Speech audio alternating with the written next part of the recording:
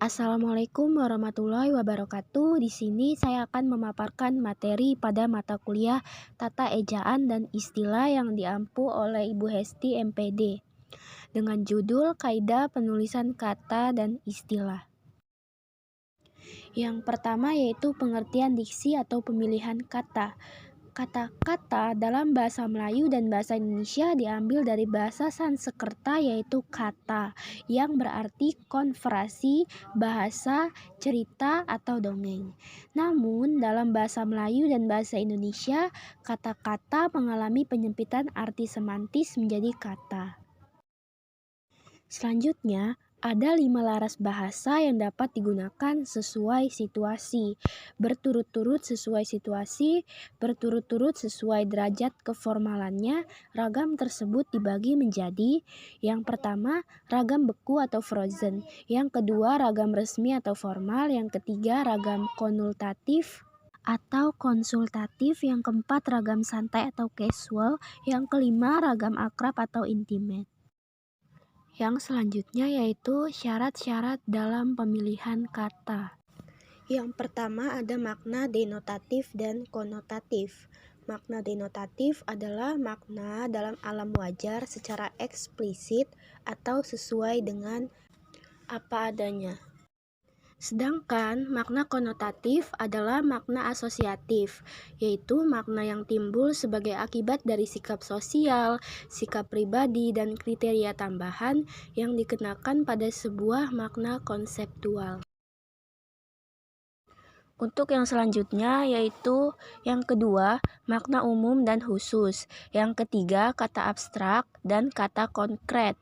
Yang keempat, sinonim, yaitu dua kata atau lebih yang memiliki makna sama tetapi bentuk yang berlainan. Yang kelima, kata ilmiah dan kata populer. Kata ilmiah yaitu kata-kata logis dari bahasa asing yang dapat diterjemahkan ke dalam bahasa Indonesia, sedangkan kata populer digunakan dalam komunikasi sehari-hari. Yang selanjutnya yaitu pembentukan kata. Ada dua cara pembentukan kata, yaitu dari dalam dan dari luar bahasa Indonesia. Dari dalam bahasa Indonesia, terbentuk kosakata baru dengan dasar kata yang sudah ada, sedangkan dari luar terbentuk kata yang baru melalui sebuah unsur serapan. Untuk pembahasan yang selanjutnya yaitu partikel. Yang A, partikela, ta, dan ka. Yang pertama, partikela dapat digunakan dalam sebuah kalimat imperatif dan deklaratif. Yang kedua, partikel tah diantaranya muncul pada kata apa tah, mana tah, dan siapa tah. Yang B yaitu partikel pun. Partikel pun ditulis secara terpisah dengan kata yang disertainya. Contohnya yaitu apapun yang kita miliki saat ini kita harus bersyukur. Yang C adalah partikel per. Partikel per menimbulkan beberapa makna jika disatukan dengan kata yang lain. Dengan begitu penulisannya pun tidak sama, tergantung kepada makna yang ditimbulkan tersebut.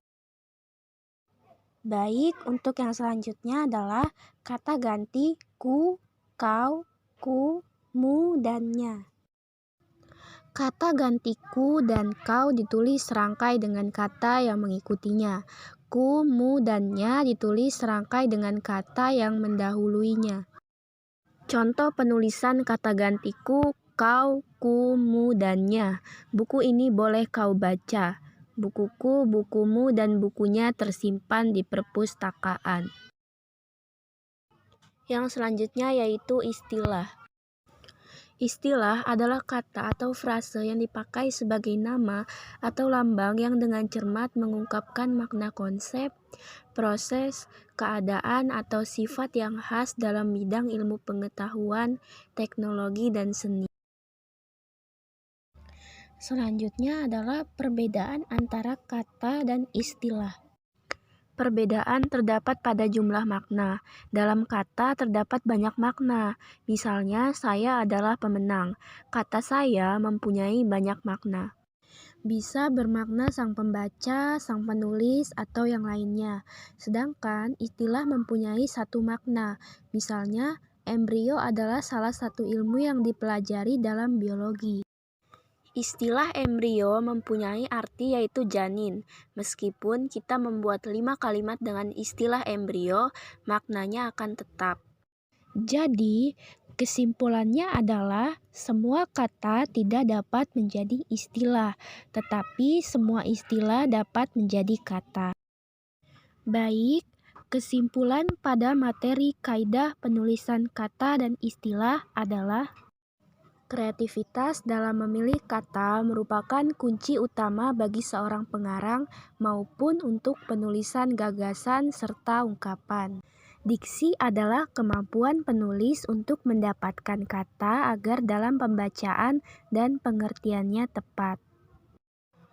Pembentukan kata atau istilah adalah kata yang mengungkapkan makna konsep, proses, keadaan, atau sifat yang khas dalam bidang tertentu. Definisi adalah suatu pernyataan yang menerangkan pengertian suatu hal atau konsep istilah tertentu. Kata serapan adalah kata yang diadopsi dari bahasa asing yang sudah sesuai dengan ejaan yang disempurnakan atau EYD. Istilah adalah kata atau frasa yang dipakai sebagai nama atau lambang yang dengan cermat mengungkapkan makna konsep, proses, keadaan, atau sifat yang khas dalam bidang ilmu pengetahuan, teknologi, dan seni. Demikian pemaparan materi dari saya. Terima kasih. Wassalamualaikum warahmatullahi wabarakatuh.